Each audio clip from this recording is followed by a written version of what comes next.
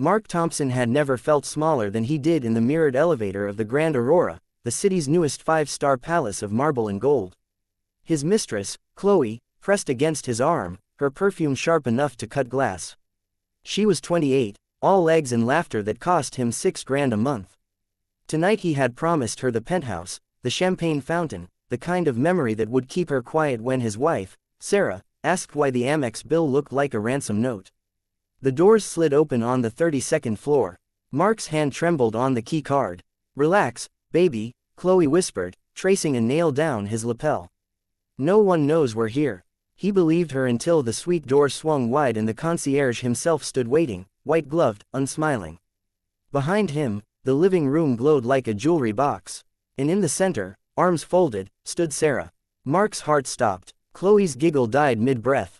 Sarah wore a charcoal suit he had never seen, hair swept up like she was attending a board meeting instead of her own funeral.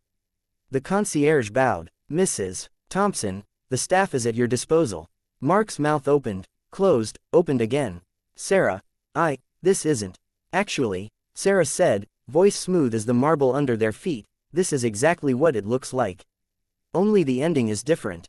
She lifted a brass plaque from the coffee table and turned it so the engraved letters caught the chandelier light. Grand Aurora Hotel, a property of Thompson Family Holdings. Sarah E. Thompson, chair and sole owner. Chloe took one step back, heel snagging on the Persian rug.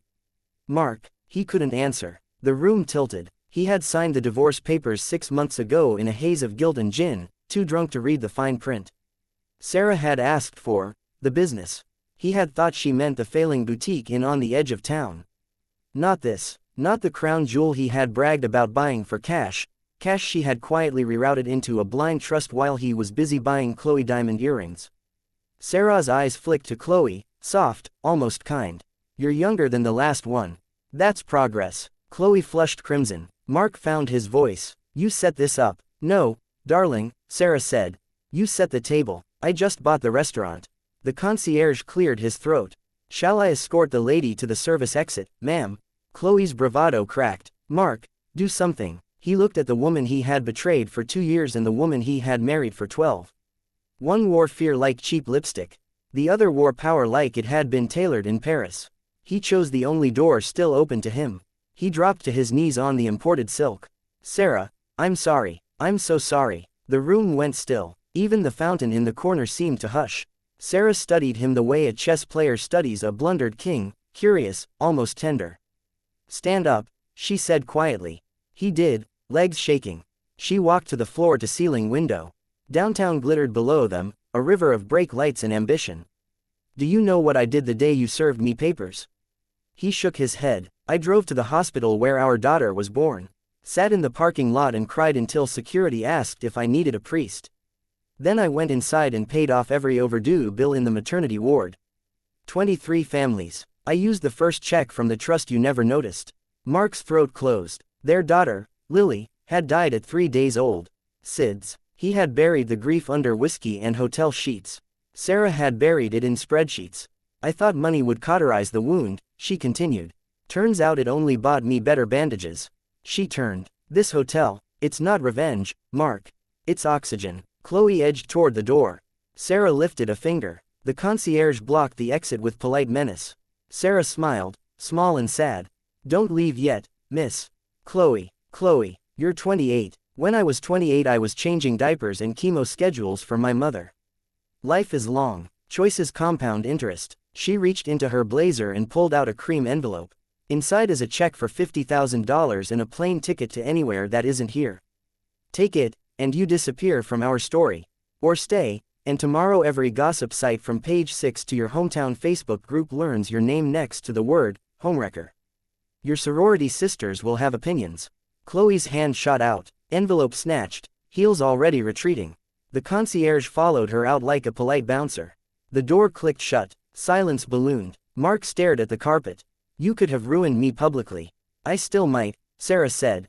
"But not tonight." She crossed to the bar, poured 2 fingers of something amber, and handed it over. "Drink. You'll need the courage." He swallowed. It burned less than the shame.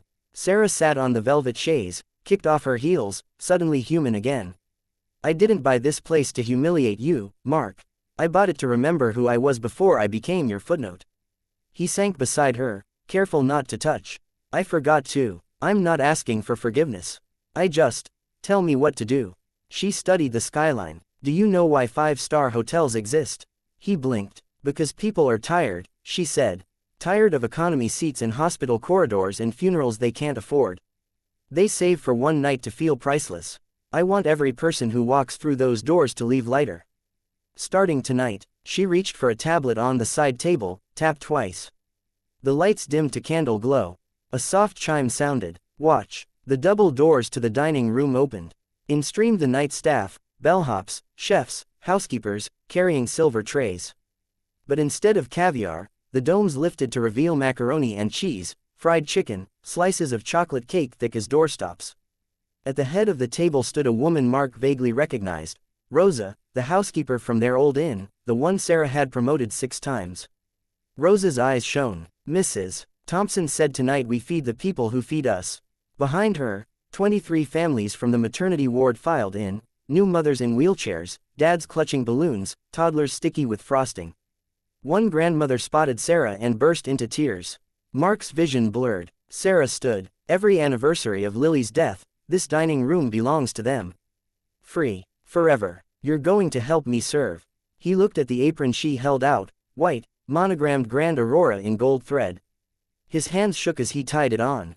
For the next 3 hours Mark carried trays, refilled lemonade, knelt to tie a 4-year-old shoe. A teenage boy who had been born the same week as Lily asked if the man in the apron was famous. Mark laughed until he cried into a napkin. At midnight the families left with gift bags and promise of college scholarships seated in their names. The staff locked up. Mark and Sarah stood alone among scattered balloons.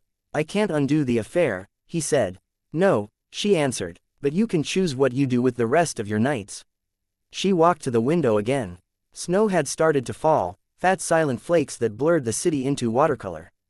I'm keeping the hotel, she said. You're keeping the inn, if you want it. Fix it up, make it a place where single moms can afford Sunday brunch. Where veterans eat free on Armistice Day. Where no one has to choose between medicine and memories. He swallowed. And us. Sarah turned. For the first time since she walked in, her eyes softened. We're a nonprofit now, Mark. We don't do easy. We do possible. She extended her hand, not for a shake but for a pull. He took it. She led him to the balcony. 32 floors up, the snow swallowed sound. Look down, she said. He did. Far below, a young couple emerged from a cab, the woman very pregnant, the man counting singles for the tip. They stared up at the glowing sign, awestruck.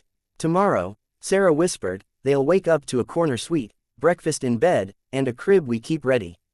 Because someone paid it forward.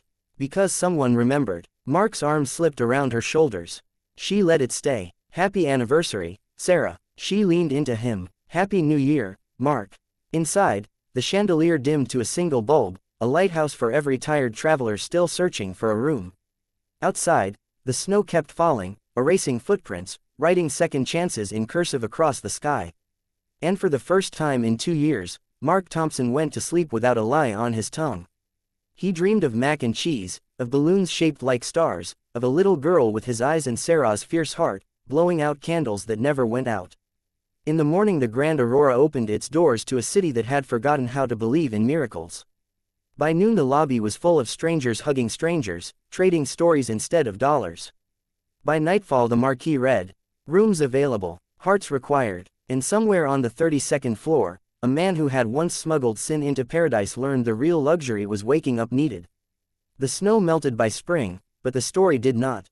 It traveled in whispers from doorman to Uber driver, from maternity ward to memory care, until every soul in the city knew, the Grand Aurora wasn't built for the rich. It was built for the broke in spirit. And the man who once froze in shame now stood at the door each dawn, apron crisp, smile wide, greeting the sunrise with 2 words he once thought he'd never earn again. Welcome home.